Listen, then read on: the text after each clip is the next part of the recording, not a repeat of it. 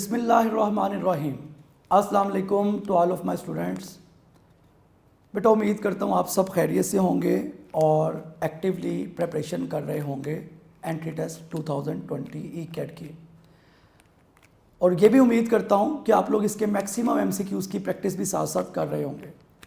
आज का जो हमारा लेक्चर है, lecture number 8, fluid dynamics. Fluid dynamics क्या होती है, आज हम इसको डिटेल से डिस्कस करेंगे। इससे रिलेटेड एमसीक्यूज़ को डिस्कस करेंगे, इसमें किस किस तरह की क्वेश्चंस, किस किस तरह के एमसीक्यूज़ आते हैं। स्टार्ट करते हैं हम फर्स्ट टॉपिक फ्लूइड से। फ्लूइड क्या होता है या फ्लूइड का क्या कॉन्सेप्ट है। फ्लूइड को आप सिंपली ये कह सकते हैं, आप डिफाइन इसी तरह से करते हैं कि सब्सटेंस विच कैन फ्लो, जो भी सब्सटेंस फ्लो कर सकता है उसको आप फ्लूइड कहते हैं।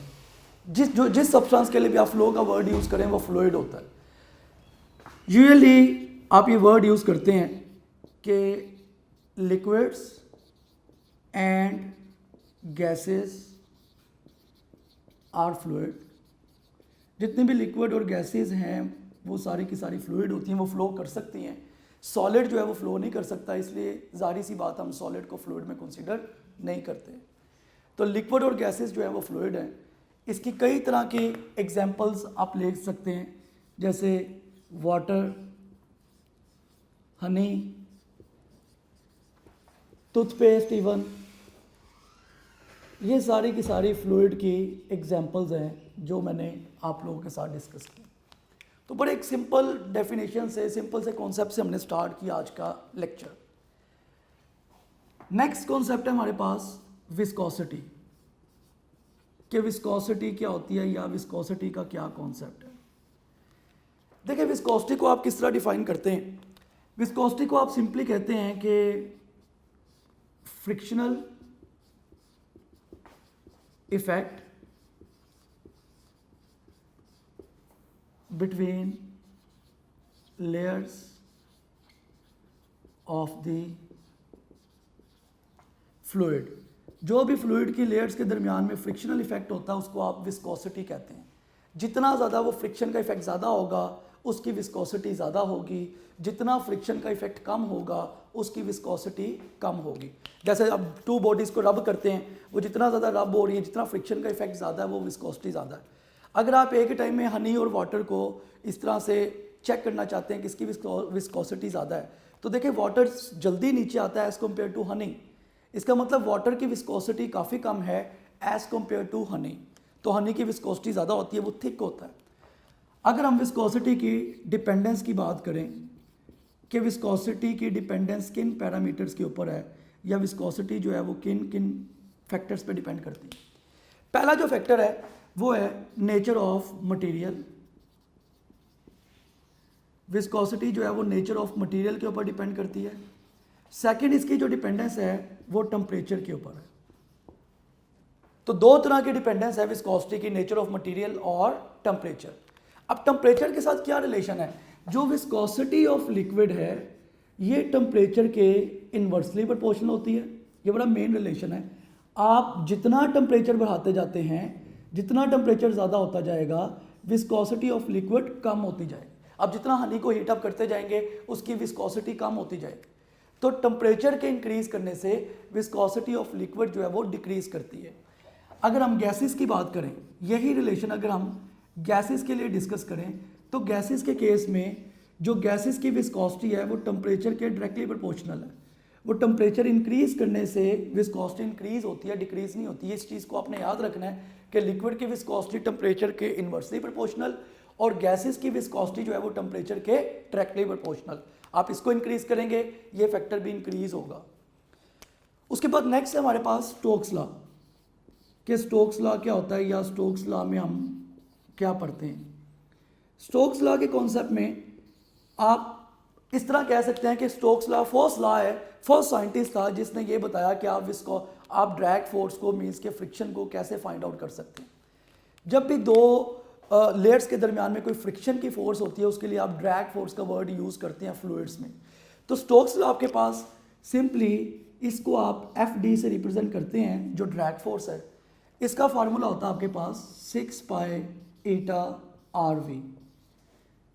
तो ये स्टोक्स लॉ का फार्मूला सिंपल। एफ डी यहाँ पे जो ड्रैग फोर्स है उसको रिप्रेजेंट कर रहा है, 6 पाई कांस्टेंट है, ईटा विस्कोसिटी है, आर रेडियस है और वी स्पीड ऑफ ऑब्जेक्ट है। मैं अगर इसको यहाँ पे इंडिविजुअली लिखूं कि इसकी इस फार्मूले के मुताबिक इसकी डिपेंडेंस किस किस के ऊपर है,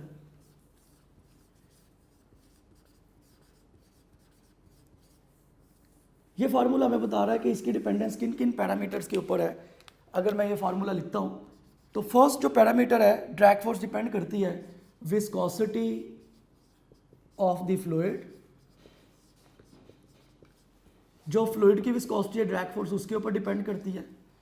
उसके बाद आर का मतलब radius of object, of spherical object आप कह सकते हैं, जो भी ऑब्जेक्ट आप मूव करवा रहे हैं।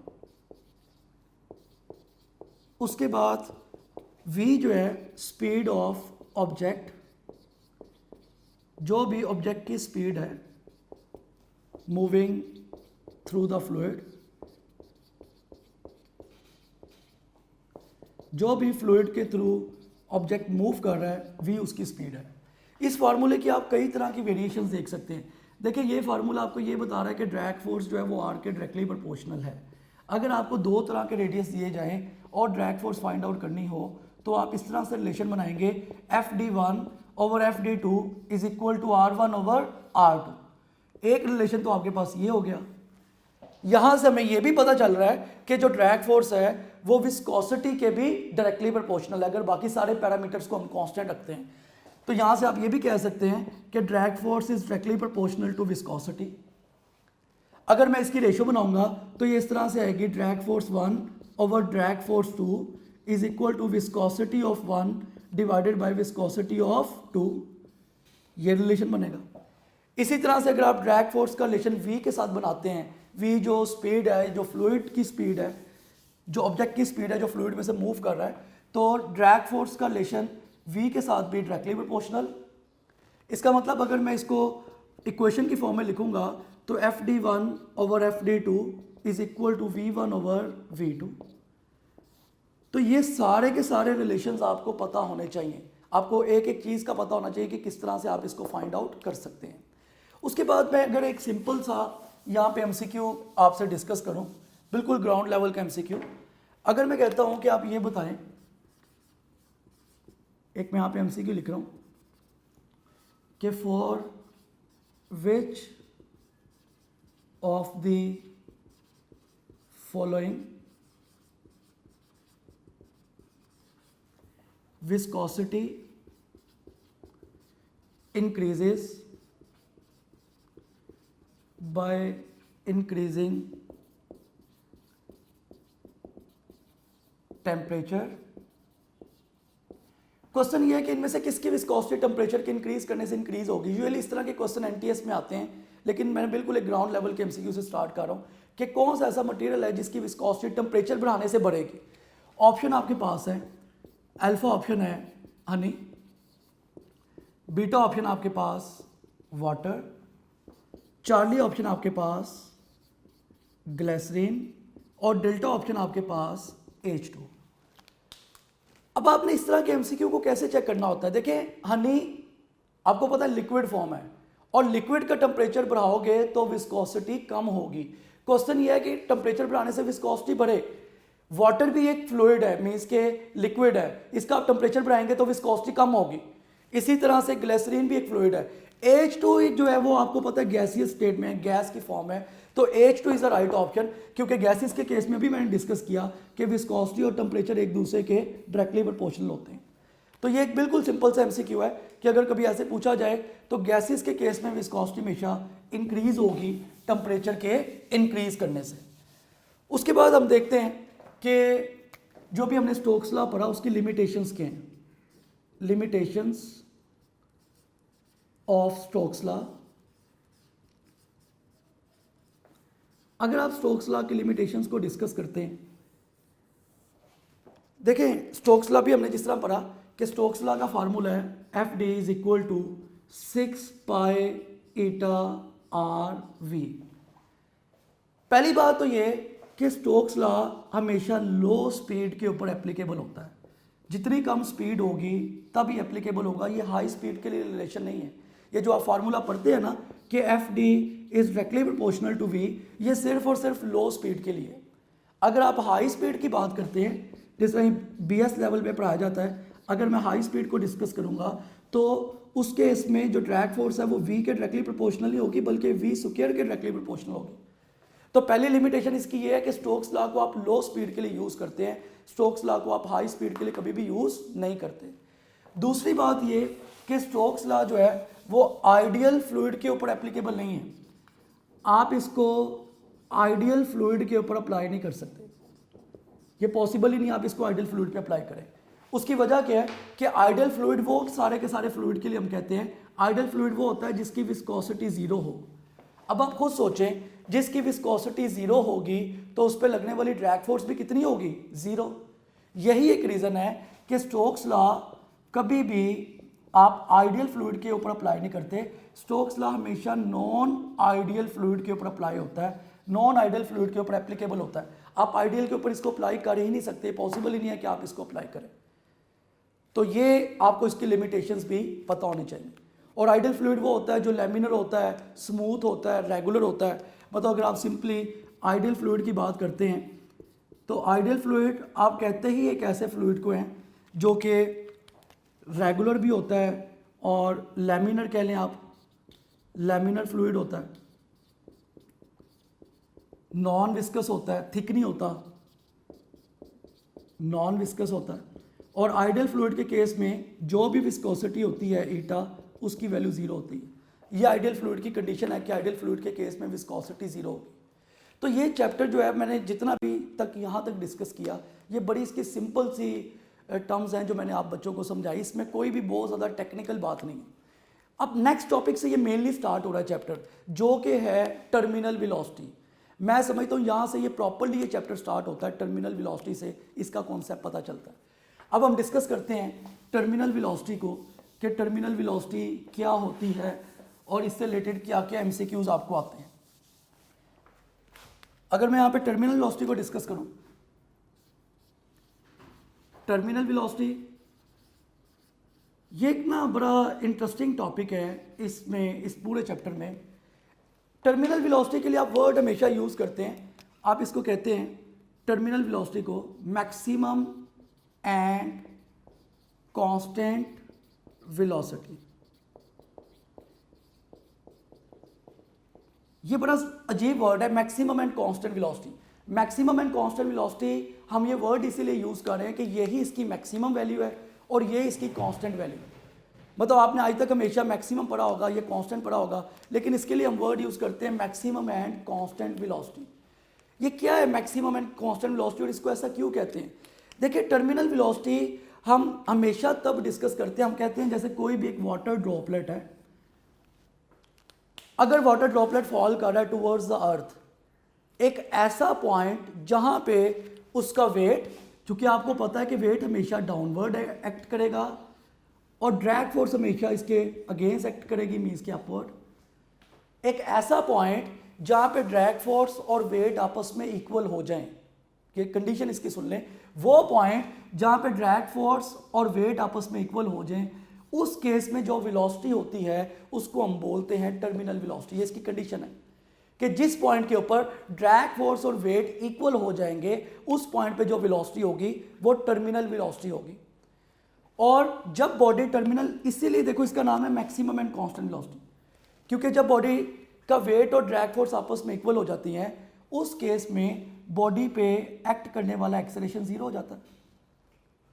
जब भी ड्रैग फोर्स और वेट इक्वल हो जाएंगे, एक्सेलरेशन जो है वो जीरो हो जाएगा। या आप इस तरह भी कह सकते हैं कि बॉडी पे एक्ट करने वाला जो नेट एक्सेलरेशन है वो जीरो हो जाएगा, बॉडी पे लगने वाली जो नेट फोर्सेस हैं वो जीरो हो जाएंगी। तो जब भी बॉडी टर्मिनल वेलोसिटी अटेन करती है, उसका एक्सेलरेशन भी जीरो हो जाता है, उसका नेट एक्सेलरेशन जीरो हो जाता है, उस पर लगने वाली नेट फोर्सेस जो है वो जीरो हो जाती हैं। इसी वजह से इसको आप कहते हैं मैक्सिमम एंड कांस्टेंट वेलोसिटी, कि ये मैक्सिमम भी है और कांस्टेंट भी है। मतलब अब एक वेलोसिटी जैसे 10 है, वो हमेशा जैसे 11 है सपोज, वो 11 ही रहनी है, वो ही उसकी मैक्सिमम वैल्यू और वो कांस्टेंट है, क्योंकि 11 से वो कम भी नहीं होगी, ज़्यादा भी नहीं होगी। टर्मिनल वेलोसिटी जब अटेन हो जाती है वो फिक्स हो जाती है, इसीलिए हम वर्ड यूज़ करते हैं मैक्सिमम एंड कांस्टेंट वेलोसिटी। अगर हम इसके फार्मूले को डिस्कस करें, जो मैंने कंडीशन लिखी ऊपर कि drag force is equal to weight, weight की जगह आप लिख सकते हैं mg, ड्रैग फोर्स की जगह आप लिखेंगे 6 पाई ईटा आर वी, ये ड्रैग फोर्स का फार्मूला। अगर मैं यहाँ से टर्मिनल वेलोसिटी की मीन्स के v की वैल्यू को फाइंड आउट करता हूँ तो मेरे पास v की वैल्यू यहाँ पे इस तरह से आएगी, v is equal to mg over 6 pi eta R. ये आपके पास टर्मिनल वेलोसिटी का first formula.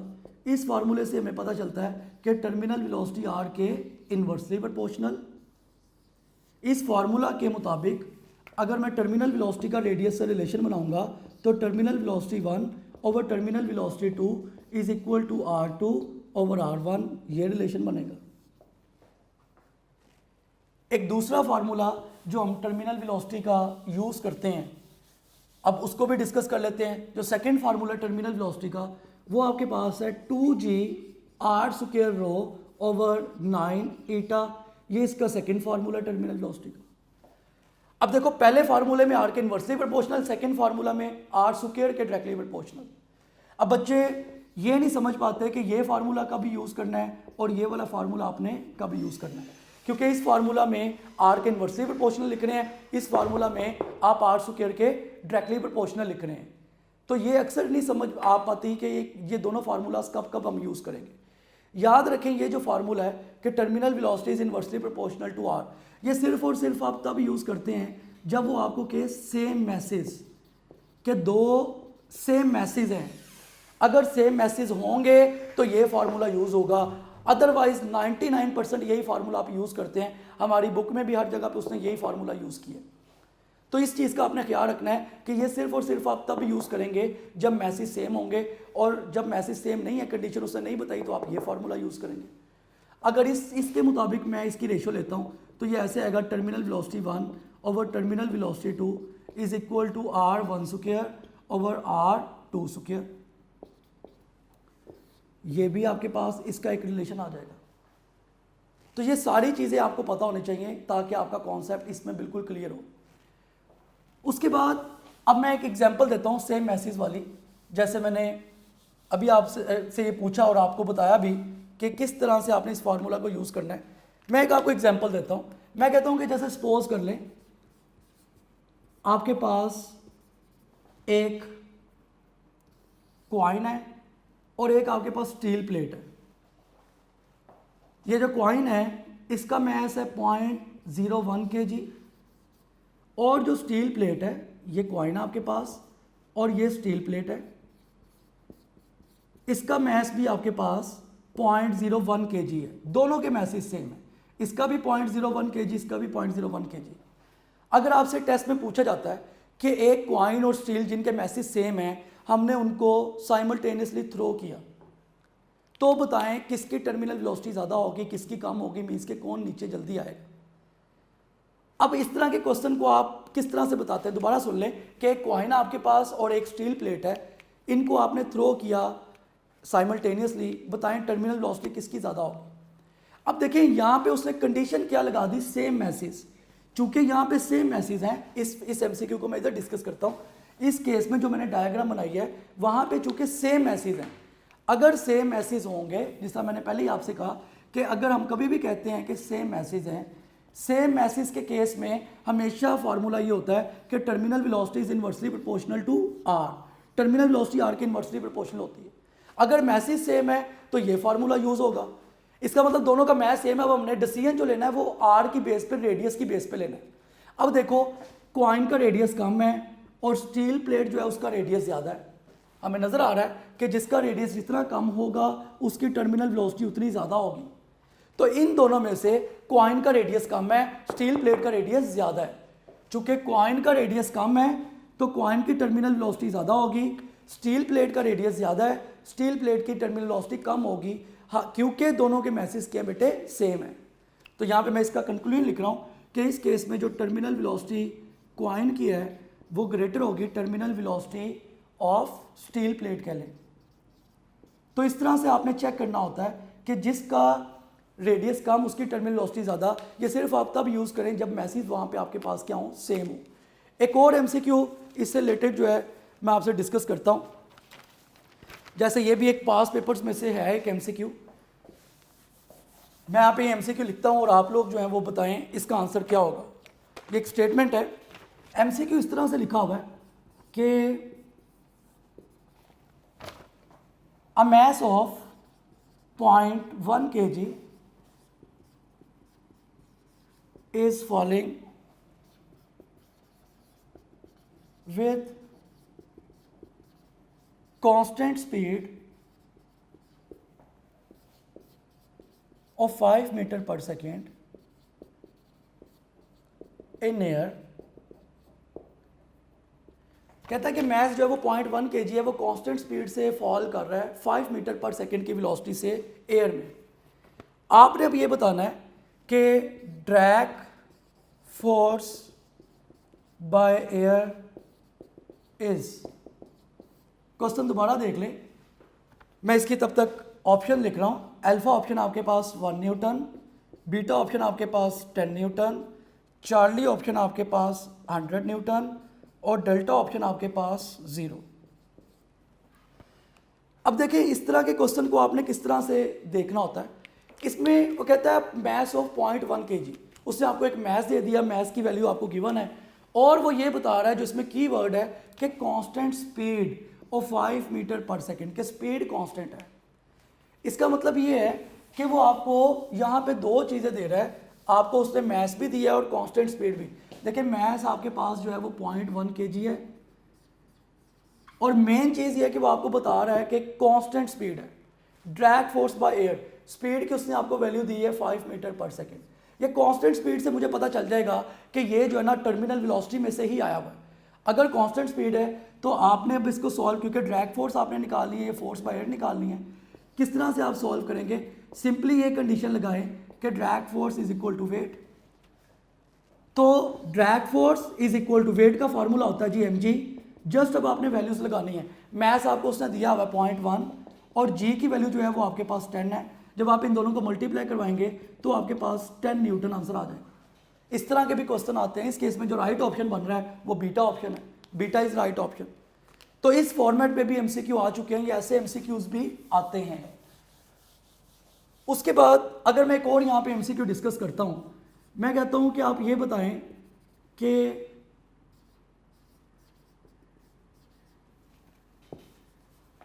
For which of the following is a graph of terminal velocity. इसमें से कौन सा ग्राफ टर्मिनल वेलोसिटी का है कि बॉडी जब टर्मिनल वेलोसिटी अटेन करती है वो कौन सा वाला ग्राफ है? अब मैं इसके ऑप्शन आपके सामने लिख रहा हूं। ये अल्फा ऑप्शन है, उसके बाद ये बीटा ऑप्शन है, इसके बाद ये चार्ली ऑप्शन है और यहां पे मैं डेल्टा ऑप्शन इसका लिख रहा हूं ताकि आपको ये क्लियरली पता चल जाए। और डेल्टा ऑप्शन जो है वो आपके पास इस तरह से है, ये डेल्टा ऑप्शन है। इसमें से आपने बताना है ये सारे ग्राफ देख के कि टर्मिनल वेलोसिटी का ग्राफ कौन सा है विद रिस्पेक्ट टू टाइम। जो आप टर्मिनल वेलोसिटी का ग्राफ बनाते हैं विद रिस्पेक्ट टू टाइम, वो कौन से वाला ग्राफ है, कौन सा ग्राफ टर्मिनल वेलोसिटी को रिप्रेजेंट कर रहा है? अब सब बच्चों के माइंड में आएगा ये वाला ग्राफ। बेटे ये बिल्कुल गलत है। मैंने आपको पहले ही बता दिया कि जब बॉडी टर्मिनल वेलोसिटी अटेन कर लेती है तो उसका नेट एक्सेलरेशन 0 हो जाता है, उसकी वेलोसिटी 0 हो जाती है। इसका मतलब अगर आपसे कभी एमसीक्यू पूछा जाए कि टर्मिनल वेलोसिटी का ग्राफ बताएं तो ये वाला जो चार्ली ऑप्शन है ये टर्मिनल वेलोसिटी का ग्राफ है। उसकी वजह यह है कि जब बॉडी टर्मिनल वेलोसिटी अटेन कर लेती है तो बॉडी कांस्टेंट हो जाती है। अब बॉडी का एक्सेलरेशन भी 0 है, बॉडी पे एक्ट करने वाली नेट फोर्सेस भी 0 है। ये वाला ग्राफ जो है ना ये डिफरेंट वेरिएशंस बताता है। जब बॉडी देखिए होता क्या है, जब बॉडी टर्मिनल वेलोसिटी अटेन नहीं करती, जब आप किसी बॉडी को फॉल करते हैं उस केस में बॉडी की वेलोसिटी बहुत ज़्यादा होती है और एक्सेलरेशन कम होता है। ये बड़े इसके ना केसेस हैं। जैसे मैं आपको यहाँ पे अगर समझाने की कोशिश करूँ, देखिए ये फार्मूला आपके पास F D is equal to W, आप लिखते हैं इसको M G is equal to 6 pi eta R V. इसका मतलब ये इस फार्मूले के मुताबिक आप देखें मैं आपको एक बहुत आसान करके अगर इसको समझाने की कोशिश करूं कि जब आप एक बॉडी को फॉल करते हैं तो उस टाइम बॉडी की स्पीड ज़्यादा होती है।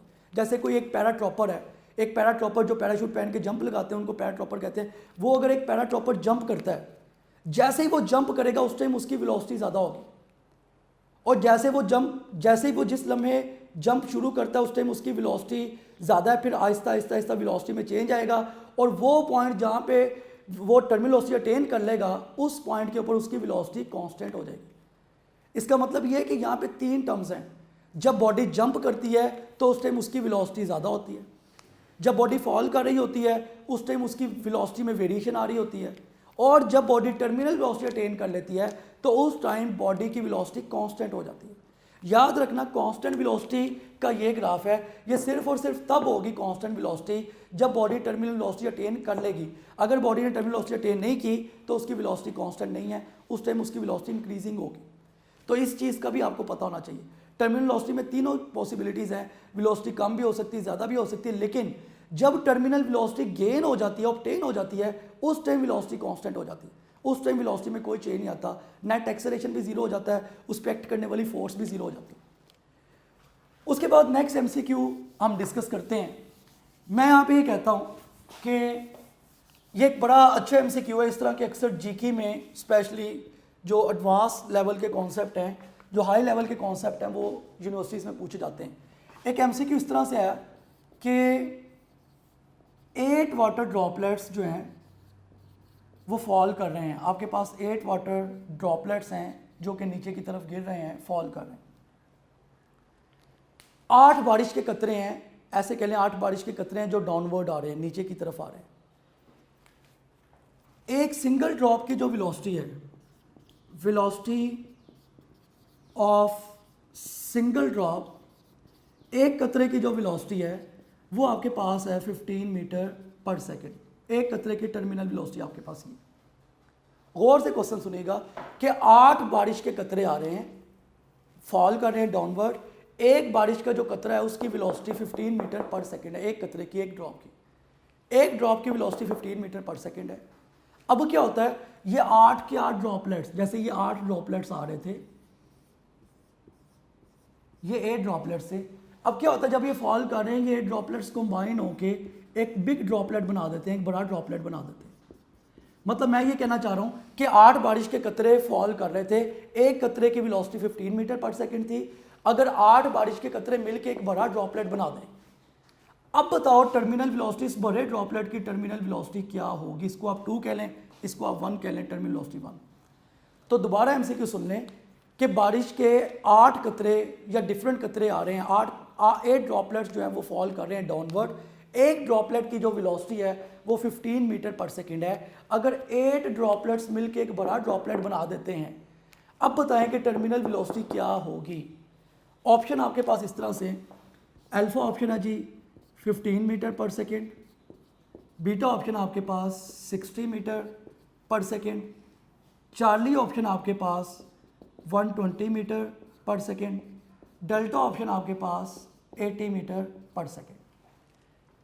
तो लास्ट टाइम मैं दोबारा इस एमसीक्यू को रिपीट कर रहा हूँ कि एक सिंगल ड्रॉपलेट की टर्मिनल वेलोसिटी 15 मीटर पर सेकेंड है और 8 ड्रॉपलेट्स आ रहे हैं, बारिश के 8 कतरे जो है वो फॉल कर रहे थे और वो सारे के सारे मिल गए।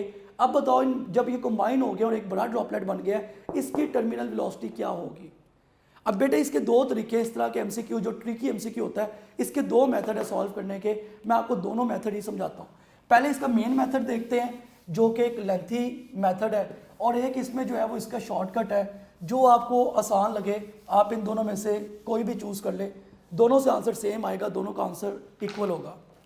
पहले इसका जो मेथड 1 है वो हम डिस्कस करते हैं, जो लॉन्ग मेथड है इस तरह के एमसीक्यू उसको सॉल्व करने का। देखिए चूंकि वो कह रहा है पहले 8 ड्रॉपलेट्स कंबाइन हो गए, पहले एक कतरा था, तो इसका मतलब वॉल्यूम बढ़ गया। खुद सोचे कि एक सिंगल ड्रॉपलेट का वॉल्यूम कुछ और होता है, 8 ड्रॉपलेट्स का वॉल्यूम कुछ और होता है, वो 8 टाइम ज़्यादा होगा। तो हम क्या करेंगे, वॉल्यूम का फार्मूला यूज़ करते हैं। वॉल्यूम का फार्मूला होता है 4/3 पाई आर क्यूब। इस फार्मूले से हमें पता चलता है कि वॉल्यूम जो है ये आर क्यूब के डायरेक्टली प्रोपोर्शनल।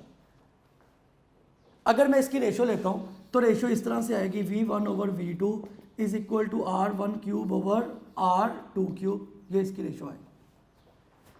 देखो जब V1 का मतलब सिंगल पार्टिकल, जब सिंगल पार्टिकल था तो बेटे उसका वॉल्यूम V था। जब 8 ड्रॉपलेट्स इकट्ठे हो गए तो वॉल्यूम 8V हो गया, क्योंकि 8 टाइम इंक्रीज हो गया। सिंगल ड्रॉपलेट था तो वॉल्यूम V था, 8 ड्रॉपलेट्स इकट्ठे हो गए तो वॉल्यूम 8V हो गया, 8 टाइम्स इंक्रीज हो गया। उसके बाद ये ऐसे ही आ जाएगा R1 cube over R2 cube, इसको आप ऐसे लिख लें। अगर आप इसको सॉल्व करें V से कैंसिल आउट हो जाएगा, ये आ जाएगा 1/8 is equal to R1 cube over R2 cube. आप इसको ऐसे भी लिख सकते हैं R1 cube over R2 cube is equal to 1/2 raise to power 3 total power 3। तो इसका मतलब आप इसको इस तरह लिख सकते हैं कि R1 ओवर R2, अगर आप दोनों तरफ क्यूब रूट लेते हैं तो R1 ओवर R2 की वैल्यू आ जाएगी 1/2। लेकिन हमने R1 ओवर R2 तो नहीं निकालना, हमें इसका क्या फ़ायदा हुआ R1 ओवर R2 निकालने का। देखिए हमने टर्मिनल वेलोसिटी निकालना और हमें पता है टर्मिनल वेलोसिटी का फार्मूला ये है 2g r square rho over 9 ईटा, ये टर्मिनल वेलोसिटी का फार्मूला है। ये फार्मूला हमें बता रहा है कि terminal velocity is directly proportional to r square. अगर मैं इसकी रेशियो लूंगा तो इस तरह से आएगी terminal velocity 1 over terminal velocity 2 is equal to r1 square over r2 square. ये टर्मिनल वेलोसिटी का मैंने फार्मूला लिखा। अब जस्ट इस फार्मूले में वैल्यूज लगानी है तो आंसर आ जाएगा। देखिएगा ज़रा, मैं यहाँ पे इसको सॉल्व कर रहा हूँ। ये जो फार्मूला लिखा हुआ मैंने, आपको ये कैमरे में क्लियरली नज़र आ ही रहा होगा कि terminal velocity 1 over terminal velocity 2 is equal to R1 square over R2 square. Terminal velocity 1 यानी कि जो एक सिंगल ड्रॉपलेट की थी वो उसने हमें दी हुई थी 15 मीटर पर सेकेंड। तो टर्मिनल वेलोसिटी 1 की जगह मैं लिखूंगा 15 डिवाइडेड बाय टर्मिनल वेलोसिटी 2 को मैं x कह देता हूँ। ये 8 ड्रॉपलेट्स की है जो मैंने फाइंड आउट करनी है।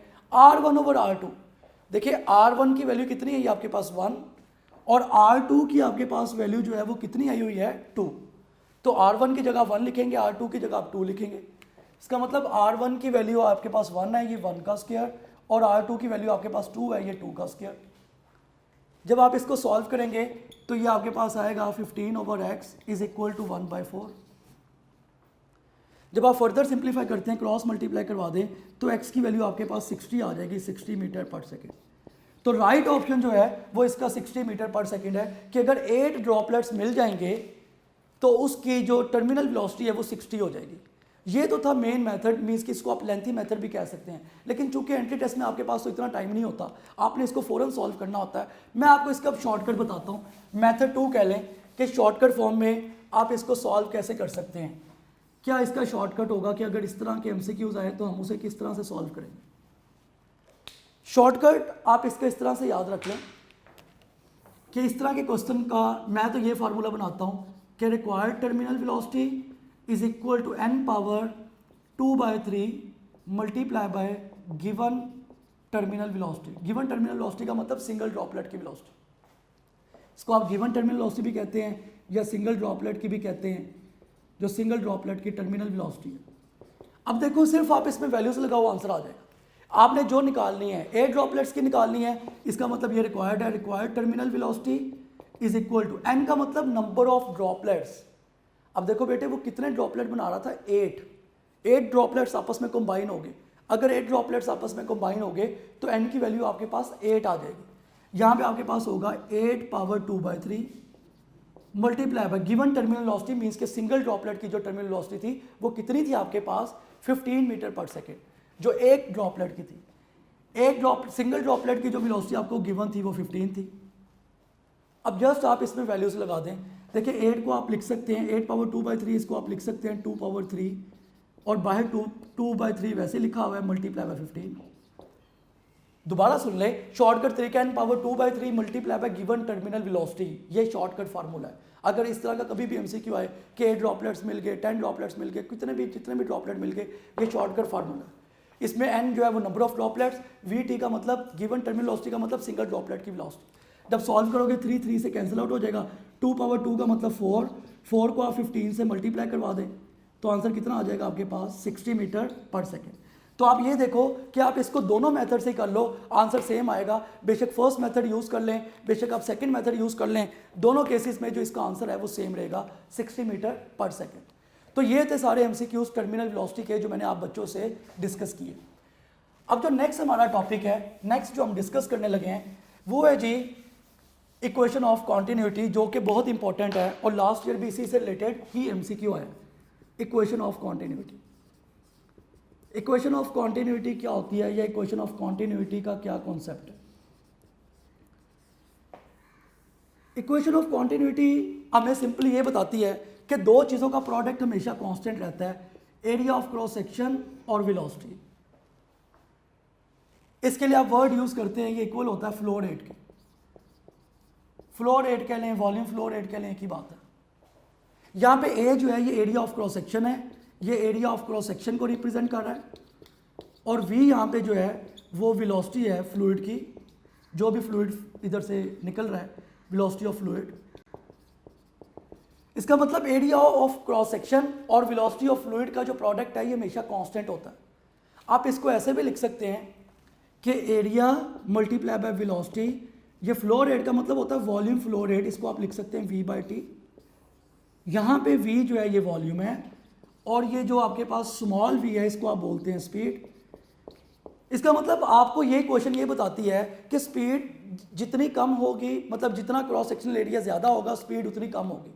आप अगर घर के बाहर खड़े होके एक वाटर पाइप यूज़ कर रहे हैं, वो पाइप को आप जितना ज़्यादा उसका एरिया होगा उसमें से निकलने वाली स्पीड उतनी कम होगी। मतलब सपोज करें कि आप एक पाइप से पानी लगा रहे हैं घर के बाहर जो है ना वो पौधों को, अगर आप उस पाइप को दबाते हैं, उस दबाने से उसका एरिया कम हो जाएगा, एरिया कम हो जाएगा, लेकिन निकलने वाले फ्लूइड की स्पीड ज़्यादा हो जाएगी। मैं फ्लूइड की क्वांटिटी की बात नहीं कर रहा, स्पीड की बात कर रहा हूँ। आप जब भी किसी पाइप को दबाते हैं उसका एरिया कम हो जाता है और निकलने वाली जो स्पीड है वो ज़्यादा हो जाती है। यही क्वेश्चन ऑफ कॉन्टिन्यूटी बताती है कि एरिया और स्पीड का प्रोडक्ट हमेशा कांस्टेंट, मीन्स के एरिया और स्पीड हमेशा एक दूसरे के इन्वर्सली प्रोपोर्शनल होते हैं। आप इसको ऐसे भी लिख सकते हैं, अगर मैं इसको फर्दर सिंप्लीफाइड फॉर्म में लिखूं, देखो लिखा हुआ है A into V is equal to V over T, ये लिखा हुआ है ना कि A multiply by V is equal to V over T. Area की जगह चूंकि आप इसमें बात करें सर्कुलर पाथ की या स्फीरिकल पाथ की, सर्कल के केस में क्योंकि पाइप का क्रॉस सेक्शनल एरिया सर्कुलर हम लेते हैं, तो एक ही जगह पे आ जाएगा pi R square multiply by V वैसे ही is equal to V over T. ये भी वॉल्यूम फ्लो रेट का फॉर्मूला है। यहाँ पे आप देख सकते हैं कि आर स्क्वायर और वी एक दूसरे से मल्टीप्लाई हो रही हैं। जब भी दो चीज़ें मल्टीप्लाई होती हैं तो एक्चुअली वो एक दूसरे के इन्वर्सली प्रोपोर्शनल होती हैं। इसका मतलब मैं यहाँ से फार्मूला बना सकता हूँ V1 over V2 is equal to R2 square over R1 square. ये आपके पास स्पीड का फार्मूला आ गया।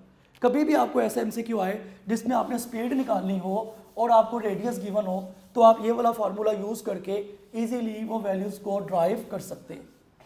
उसके बाद देखें, मैं इस फार्मूले को फर्दर चेंज करता हूँ, दोबारा यही मैं फार्मूला लिख रहा हूँ, जो ये फार्मूला लिखा हुआ है A into V is equal to V over T, जो मोस्ट सिंपलेस्ट फॉर्म में फार्मूला लिखा हुआ। अगर मैं इसको इक्वेशन A बना लेता हूँ, देखिए ये वॉल्यूम है, आपको पता है डेंसिटी का फार्मूला होता है मैस पर यूनिट वॉल्यूम। अगर मैं वॉल्यूम को इधर ले जाता हूँ तो ये बन जाएगा मैस पर यूनिट डेंसिटी। इसको आप इक्वेशन नंबर B बना लें। अगर मैं यहाँ पे ये काम करता हूँ कि इक्वेशन B को सब्स्टिट्यूट कर देता हूँ इक्वेशन A में, देन क्या होगा? अगर मैं B को A में सब्स्टिट्यूट कर देता हूँ तो ये वैल्यू मेरे पास इस तरह से आ जाएगी, A into V is equal to V की जगह पे आ जाएगा m over rho multiply by T. देखिए रो इधर डिवाइड हो रहा है, इधर आके मल्टीप्लाई हो जाएगा। ये आपके पास आ जाएगा m ओवर टी, मीन्स के mass flow rate. m over T का मतलब होता है मैस फ्लो रेट, क्योंकि फ्रिक्शन में टाइम है। तो ये आपके पास आ गया mass flow rate is equal to rho A V. अब ये दोनों फार्मूलाज ही आपने याद रखने हैं। याद रखिएगा, अगर वो आपसे वॉल्यूम फ्लो रेट पूछे तो ये फार्मूला, या सिंप्लीफाइड फॉर्म में ये फार्मूला, या अगर रेडियस और वेलोसिटी का रिलेशन पूछे तो ये फार्मूला। इसका मतलब अगर वो मैस फ्लो रेट पूछेगा आपसे तो आपने हमेशा ये वाला फार्मूला यूज करना है कि m ओवर टी जो है ये रो ए वी के इक्वल होती है। अब यहां से रिलेटेड इससे रिलेटेड हम एक सिंपल MCQ डिस्कस करते हैं। मैं अगर कहता हूं कि आपसे ये पूछा गया है कि water flows through a pipe having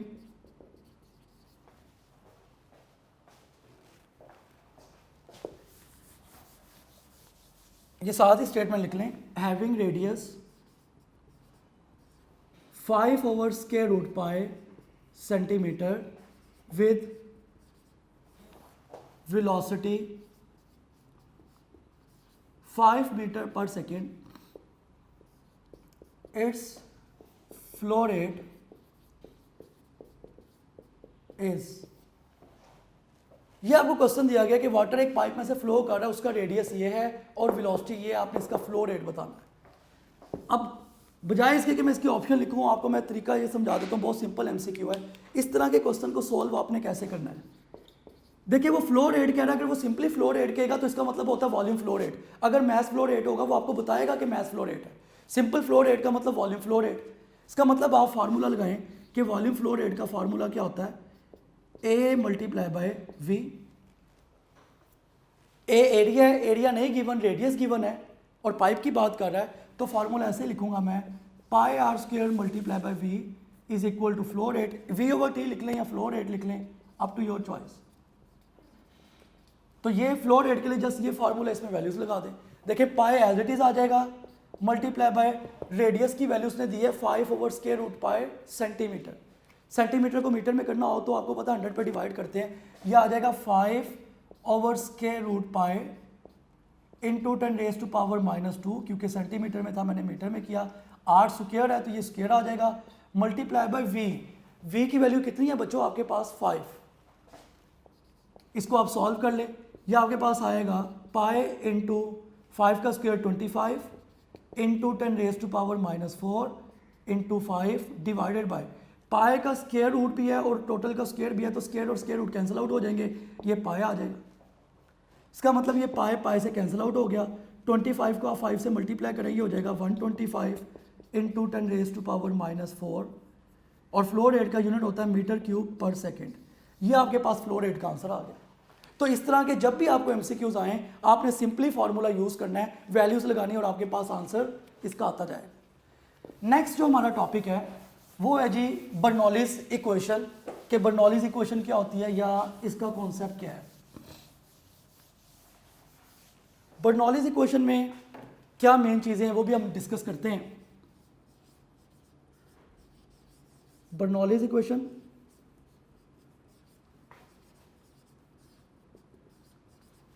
Bernoulli's equation सबसे पहली बात तो ये कि law of conservation of energy को ओबे करती है। इक्वेशन ऑफ कॉन्टिन्यूटी में आपको याद होना चाहिए कि equation of continuity law of conservation of mass को डील करती है, कंजर्व रहता है इसमें मैस। तो पहली बात तो ये कि बर्नौलीज इक्वेशन रिलेट करती है प्रेशर को, kinetic energy per unit volume को, potential energy per unit volume को।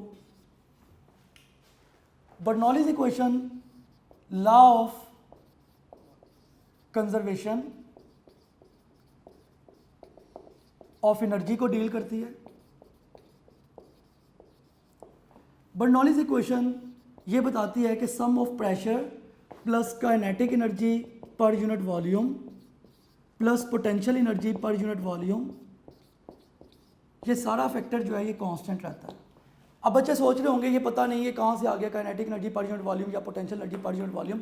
देखिए बर्नौलीज इक्वेशन ये आपके पास P plus rho G H plus half rho V square is equal to constant, ये है ना आपके पास बर्नौलीज इक्वेशन।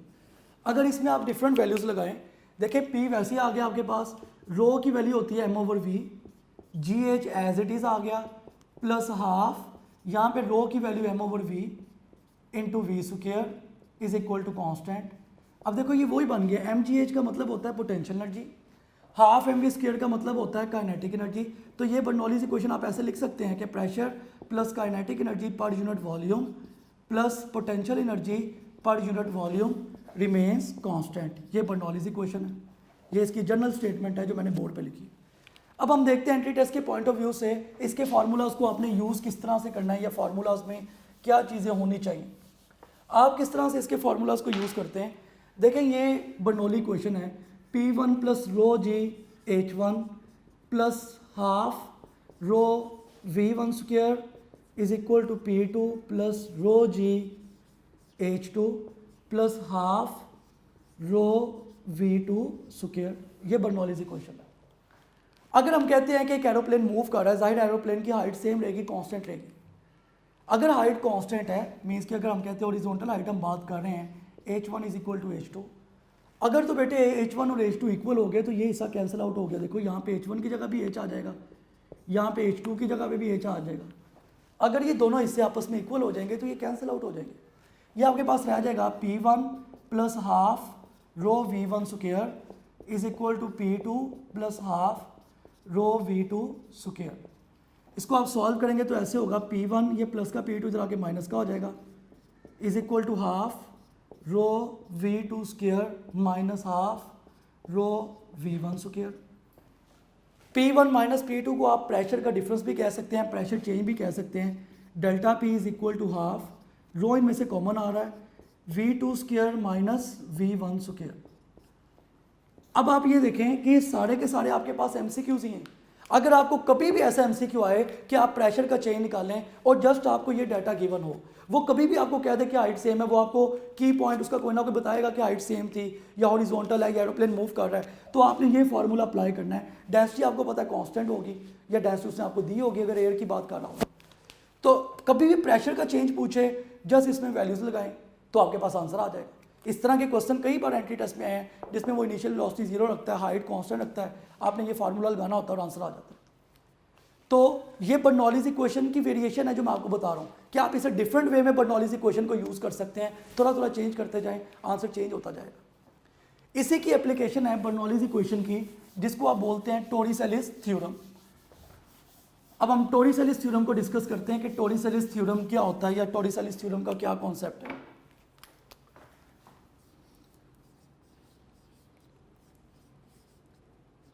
टोरिसेलिस थ्योरम, टोरिसेलिस थ्योरम को समझने से पहले आपको एक सिंपल कॉन्सेप्ट पता होना चाहिए। मैं अगर आप एक डायग्राम बनाता हूं, मैं कहता हूं कि एक मेरे पास वाटर कैन, एक वाटर टैंक है, इसको आप वाटर से फिल कर लें। ये सारा जो है वो वाटर फिल है। सपोज ये एक वाटर टैंक आप ले लें, इसकी जो टोटल हाइट है यहाँ से लेके यहाँ तक जो टोटल हाइट है इसको आप H1 कहते हैं। जो ये जहाँ पे ऑरिफिस है उससे नीचे वाली जो हाइट है इसको आप H2 कहते हैं। ये जो ऊपर वाली हाइट होती है इसके लिए आप वर्ड यूज़ करते हैं H1 माइनस H2, हाइट का डिफरेंस। खुद देखें ना आप, टोटल हाइट H1, ये वाली हाइट H2, तो जो ऊपर वाला हिस्सा आएगा टोटल में से इसको माइनस कर देंगे तो H1 माइनस H2 आ जाएगा। जो टोरिसेलिस थ्योरम है ये आपको यही बताता है कि जब भी आपने स्पीड ऑफ अ फ्लक्स, ये 3 वर्ड है, आप एफ्लक्स का वर्ड यूज़ कर लें, आप फ्लूइड का वर्ड यूज़ कर लें, आप लिक्विड का वर्ड यूज़ कर लें, इन सब का मतलब सेम है। आपको टोरिसेलिस थ्योरम ये बताता है कि आपने किसी भी टैंक में से निकलने वाले लिक्विड की स्पीड को कैसे फाइंड आउट करना है या किस तरह से आपने उसको कैलकुलेट करना है। अगर हमारे पास कोई भी एक लिक्विड है, उसमें एक ऑरिफिस है, यहाँ से जो है वो वाटर बाहर वाली साइड पे आ रहा है, वाटर बाहर निकल रहा है, तो आपने इसकी स्पीड कैसे निकालनी। तो टोरिसेलिस थ्योरम ये बताता है कि जो फ्लूइड है आप उसको बेशक, जैसे मैंने पहले कहा, फ्लूइड का वर्ड यूज़ कर लें, फ्लक्स का वर्ड यूज़ कर लें। टोरिसेलिस थ्योरम ये कहता है कि जो स्पीड ऑफ अ फ्लक्स है ये इक्वल होती है square root 2g H1 minus H2। इस फॉर्मूला को यूज़ करते हुए आप स्पीड ऑफ अ फ्लक्स को फाइंड आउट कर सकते हैं। सबसे मेन इसमें दोबारा सुन लें कि स्पीड ऑफ अ फ्लक्स आप इजीली फाइंड आउट कर सकते हैं with the help of formula v is equal to square root 2g H1 minus H2। आप ये फार्मूला यूज़ करेंगे, इससे आप स्पीड ऑफ अ फ्लक्स को इजीली फाइंड आउट कर लेंगे। इस फार्मूले में मेन चीज़ ये है कि यहाँ पे स्पीड जो है वो डायरेक्टली प्रोपोर्शनल है square root H1 minus H2 की। ये बड़ी मेन चीज़ है कि स्पीड H1 माइनस H2 के डिफरेंस के डायरेक्टली प्रोपोर्शनल। इसका मतलब H1 माइनस H2 जितना ज़्यादा होगा स्पीड उतनी ज़्यादा होगी, H1 माइनस H2 का डिफरेंस जितना कम होगा स्पीड उतनी कम होगी। जैसे मैं सिंपली कहता हूँ, यहाँ पे एक MCQ डिस्कस कर लेता हूँ कि मैं कहता हूँ कि इसी डायग्राम को मैं यूज़ करता हूँ कि मेरे पास एक वाटर टैंक है, इसकी टोटल हाइट 2 मीटर है और जो इसका ऑरिफिस है वो 1 मीटर के डिस्टेंस, या ऐसे कह लें कि एक वाटर टैंक है उसकी हाइट 2 मीटर है और इसके सेंटर में ऑरिफिस है। मैं कहता हूँ सेंटर में।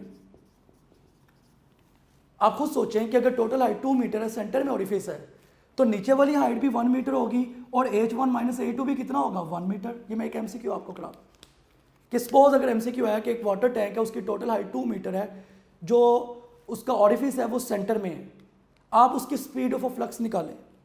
तो स्पीड ऑफ अ फ्लक्स आप इस केस में कैसे निकालेंगे, उसने हमें की पॉइंट बताया कि ऑरिफिस सेंटर में है, टोटल हाइट 2 थी, नीचे भी 1 मीटर ऊपर भी 1 मीटर है।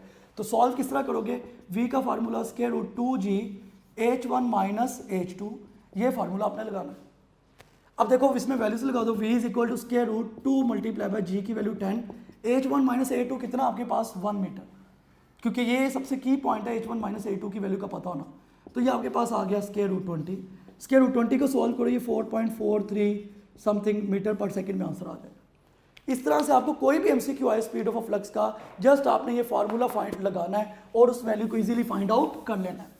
इसमें कोई भी मुश्किल बात नहीं है या कोई बहुत ज़्यादा कॉन्सेप्चुअल चीज़ नहीं है। नेक्स्ट आपके पास जो सेकेंड एमसीक्यू है इससे रिलेटेड, अगर मैं आपको ये कहूँ कि आपसे ये पूछा जाए कि सपोज कर लें कि आपके पास ये एक टैंक है, इसमें 3 ओरिफिस हैं, एक ओरिफिस ए है, एक ओरिफिस बी है और एक ओरिफिस सी है, और ये वाटर फील्ड है, सारे का सारा वाटर से भरा हुआ। एक टैंक है उसमें 3 ओरिफिस है, वो आपसे पूछता है कि इसकी स्पीड मैक्सिमम किस पॉइंट पे होगी। ऑप्शन वो आपको ये दे देता है कि अल्फा ऑप्शन आपके पास ए, बीटा ऑप्शन आपके पास बी, चार्ली ऑप्शन आपके पास सी, डेल्टा ऑप्शन आपके पास ऑल। अब इस तरह के क्वेश्चन को कैसे चेक करते हैं कि आपको वो कोई भी डायग्राम बना के दे दे और पूछे स्पीड कहाँ पे मैक्सिमम, हमेशा आपने देखना है H1 माइनस A2 कहाँ पे ज़्यादा। देखो जो बॉटम पे ऑरिफिस है, यहाँ से जो ऑरिफिस है, यहाँ से इसकी अगर मैं हाइट की बात करता हूँ तो इतना हिस्सा बनेगा H1 माइनस H2। अगर मैं बी पॉइंट की बात करता हूँ तो इतना हिस्सा बनेगा H1 माइनस A2। अगर मैं सी पॉइंट की बात करता हूँ तो इतना हिस्सा। H1 माइनस A2 सबसे ज़्यादा किसके लिए है? पॉइंट ए के लिए। जो जितना ऑरिफिस डाउनवर्ड होगा, बॉटम पे होगा, उतनी उसकी स्पीड ज़्यादा होगी, जितना ऑरिफिस ऊपर होगा उतनी उसकी स्पीड कम होगी। तो याद रखें इस केस में जो सबसे नीचे ऑरिफिस है वो ए है, तो स्पीड मैक्सिमम कहाँ पे होगी? ए पे। अगर वो मिनिमम पूछता तो सी आंसर होता, सी के ऊपर स्पीड मिनिमम होती है, ए के ऊपर स्पीड जो है वो मैक्सिमम। इसी तरह अगर आपसे पूछा जाए कि रेंज, सपोज कर लें एक आपको एक और एमसीक्यू में यहाँ पे डिस्कस करता हूँ, वो एक डायग्राम बना के दे देता है, यही वाली डायग्राम जिसमें 3 ओरिफिस हैं, और वो आपसे पूछता है कि आप ये बताएं, ये पॉइंट ए है, ये बी है और ये सी है, रेंज इक्वल किन पॉइंट्स पे होगी? इक्वल। अगर वो आपसे रेंज का पूछे, हमेशा याद रखें पहली बात तो ये कि रेंज, दो क्वेश्चन है यहाँ पे कि रेंज मैक्सिमम कहाँ पे होगी और रेंज इक्वल कहाँ पे होगी। हमेशा याद रखिएगा कि सेंटर पॉइंट के ऊपर रेंज मैक्सिमम होती है। सेंटर पे आप एक वाटर बॉटल लें, उसके सेंटर में एक ओरिफिस करें, उसमें से निकलने वाला जो फ्लूइड है वो ज़्यादा डिस्टेंस कवर करेगा, उसकी रेंज ज़्यादा होगी। हमेशा याद रखें रेंज बॉटम पे टॉप पे नहीं, रेंज सेंटर में मैक्सिमम होती है। तो रेंज मैक्सिमम इसकी कहाँ पे होगी? बी की, बी पॉइंट के ऊपर। इस केस में मैक्सिमम रेंज बी पॉइंट के ऊपर। उसके बाद रेंज इक्वल कहाँ पे होगी? अगर बी पॉइंट सेंटर में है और एग्जैक्ट उतनी हाइट पे सी है और उतनी हाइट पे ए है, मतलब बी जो है वो वैल्यू है बी की 5, ऊपर सी पॉइंट है वो है 10, नीचे ए पॉइंट है उसकी वैल्यू है 0, मतलब इक्वल डिस्टेंस है। जैसे ये आपके पास कह लो कि बी की वैल्यू आपके पास है 10, सी की वैल्यू है 15 और ए की वैल्यू आपके पास 5। देखो बी से और सी का जितना फर्क है उतना ही ए और बी का फर्क है, डिफरेंस है। इसका मतलब रेंज जो है इक्वल रेंज किस पॉइंट्स के ऊपर होगी? ए एंड सी के ऊपर। अगर कभी भी सेंटर में ओरिफिस हो और ऊपर और नीचे वाले पॉइंट्स का डिस्टेंस सेम हो तो हमेशा वहाँ पे रेंज क्या रहती है? इक्वल रहती है, सेम रहती है। ये सारी चीज़ें आपको पता होनी चाहिए। रेंज का मतलब होता है हॉरिजॉन्टल डिस्टेंस, कि फ्लूइड ने निकल के कितना डिस्टेंस कवर किया, वो रेंज है इसकी। ये अच्छी तरह से आपने इन सब चीज़ों को देख लेना है, सारे का सारा कॉन्सेप्ट आपको पता होना चाहिए। उसके बाद लास्ट में हमारे पास कि एप्लीकेशंस क्या है बर्नौलीज इक्वेशन की, जैसे हमने टॉरिसेलिस थ्योरम को डिस्कस किया। Relation between speed and pressure भी आपको पता होना चाहिए कि relation between speed and pressure क्या होता है। Relation between speed and pressure, relation between speed and pressure आपको ये बताता है कि where the speed is high pressure will be low. जहाँ पे स्पीड ज़्यादा होगी वहाँ पे प्रेशर उतना कम होगा। Where the speed is high pressure will be low. इसका मतलब अगर मैं इक्वेशन ऑफ कॉन्टिन्यूटी को देखूं, इक्वेशन ऑफ कॉन्टिन्यूटी ये कहती थी जहाँ पे स्पीड ज़्यादा होगी वहाँ पे एरिया कम होगा। यही था ना कि बर्नौलीज इक्वेशन की जो एप्लीकेशन है वो कहती है कि स्पीड ज़्यादा प्रेशर कम। इसी तरह से इक्वेशन ऑफ कॉन्टिन्यूटी ये थी कि स्पीड ज़्यादा एरिया कम। अगर इन दोनों को मैं कंबाइन करूं तो ये पता चलता है कि एरिया, देखो यहाँ पे भी स्पीड ज़्यादा, यहाँ पे भी स्पीड ज़्यादा, ये पता चलता है कि एरिया और प्रेशर एक दूसरे के डायरेक्टली प्रोपोर्शनल होंगे। ये है क्या एप्लीकेशन। जैसे बुक में उसने कई एग्जाम्पल दिए हैं कि अगर आप किसी जगह पे खड़े हैं, जैसे आपके पास से अगर ट्रेन गुजरती है, तो क्या ये डर है कि आप उसकी तरफ गिर जाएंगे? डेफिनेटली ये डर है, क्योंकि ट्रेन के और आपके दरमियान में फ्लूइड है। फ्लूइड मतलब एयर है। जब भी ट्रेन आपके पास स्पीडी गुजरेगी, आपके और उसके दरमियान में स्पीड ज़्यादा होगी, प्रेशर कम होगा। जब प्रेशर कम होगा तो बड़ा चांसेस होंगे कि आप उसकी तरफ गिर जाएं। इसी तरह से एक जो बॉल है, एक बॉल के अंदर स्विंग किस तरह प्रोड्यूस होता है, जहाँ पे स्पीड ज़्यादा होती है प्रेशर कम हो जाता है। जितनी स्पीड ज़्यादा होगी उतना प्रेशर कम हो जाएगा, वो डेफिनेटली वो बॉल जो है वो स्विंग करेगी। चलिए इससे रिलेटेड मैं आपको एक एमसीक्यू कराता हूँ। अगर मैं एक सिंपल सा एमसीक्यू डिस्कस करता हूँ कि आपके पास अगर ये एमसीक्यू है कि ये दो बॉल्स हैं, इसको आपने हैंग किया हुआ है। अगर इनके दरमियान में से यहाँ से हम ये वाला जो हिस्सा है, यहाँ से हम एयर स्ट्रीम को पास करते हैं, हवा बहुत स्पीडी गुजारते हैं, देन क्या होगा? देन इनके डिस्टेंस पे क्या इफेक्ट पड़ेगा? अल्फा ऑप्शन है इंक्रीज हो जाएगा, बीटा ऑप्शन है डिक्रीज हो जाएगा, चार्ली ऑप्शन है सेम रहेगा, और डेल्टा ऑप्शन है डबल हो जाएगा। अब देखिए इसमें क्या कॉन्सेप्ट है। क्वेश्चन ये है कि दो आपके पास बॉल्स हैं जिसको आपने हैंग किया हुआ है, और यहाँ से आप एयर स्ट्रीम को पास करते हैं, तो इनके डिस्टेंस पे क्या इफेक्ट होगा? भाई जब आप स्ट्रीम गुजारोगे, stream is fluid where the speed is high, pressure will be low. इन दोनों के दरमियान में प्रेशर कम हो जाएगा। जब इनके दरमियान में प्रेशर कम हो जाएगा तो ये एक दूसरे के क्लोज हो जाएंगे। प्रेशर कम होने की वजह से हमेशा क्लोजनेस आ जाती है, एक दूसरे के क्लोज हो जाते हैं पार्टिकल्स। तो इस केस में जो इनका डिस्टेंस है वो डिक्रीज हो जाएगा। इस तरह के क्वेश्चन भी आते हैं। तो ये सारी चीज़ें मैंने A to Z आपसे डिस्कस कर ली ताकि आपको 100% इसका कॉन्सेप्ट पता चल जाए, इसको आपने किस तरह से करना है। लास्ट में जो ब्लड फ्लो वाला टॉपिक है, सिर्फ उसके मेन पॉइंट्स देख लीजिएगा, मतलब उसके जो मेन पॉइंट्स हैं वो आपको पता होने चाहिए ब्लड फ्लो के। सिर्फ उसको आपने एक दफ़ा पढ़ लेना है। मैं आपको उसके लिखवा देता हूँ मेन पॉइंट्स। जैसा उसमें लिखा हुआ है कि blood is an incompressible fluid. Blood जो है एक इनकम्प्रेसिबल फ्लूइड है। जो ब्लड की डेंसिटी है, density of blood nearly equal to density of water. ये बुक की लाइंस हैं। उसके बाद आप इसको मेजर करने के लिए स्पिग्मो मानोमीटर यूज करते हैं, जो कि इंस्ट्रूमेंट है स्पिग्मो मानोमीटर। उसके बाद आपको इसके बारे में सिस्टोलिक और डायसिस्टोलिक का पता होना चाहिए, ठीक है। 1 टॉर का और उसका रिलेशन भी पता हो कि 1 torr is equal to 133.3 newton per metre square. उसके बाद जो सिस्टोलिक प्रेशर है, सिस्टोलिक बोलते हैं, एक होता है सिस्टोलिक और एक होता है डायसिस्टोलिक।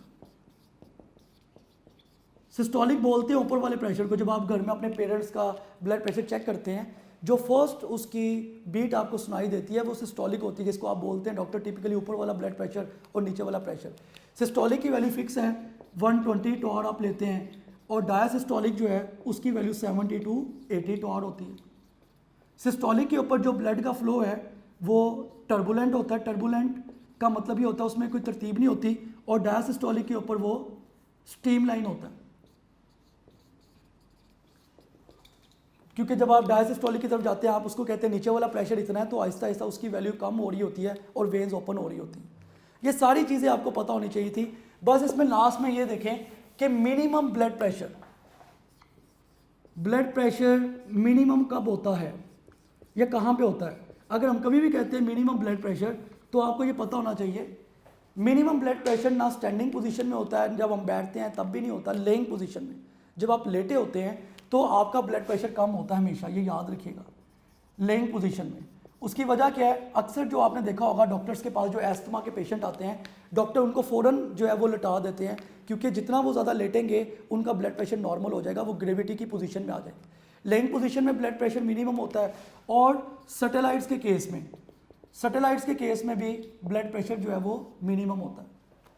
तो ये बेटे आज का चैप्टर था, चैप्टर 6, जो कि मैंने A to Z आपसे डिस्कस किया। सारे के सारे पॉइंट्स इसके डिस्कस किए। मैं उम्मीद करता हूँ आप इसको बहुत अच्छी तरह से करेंगे और मैक्सिमम MCQs की प्रैक्टिस भी करेंगे। चीकू नहीं करवाएंगे इसको मैक्सिमम आप सॉल्व करेंगे। तो इंशाल्लाह ताला नेक्स्ट लेक्चर में आप बच्चों से मुलाकात होगी। नेक्स्ट लेक्चर में हम चैप्टर 7 को प्रॉपरली डिस्कस करेंगे। तब तक बच्चों, अल्लाह हाफिज़।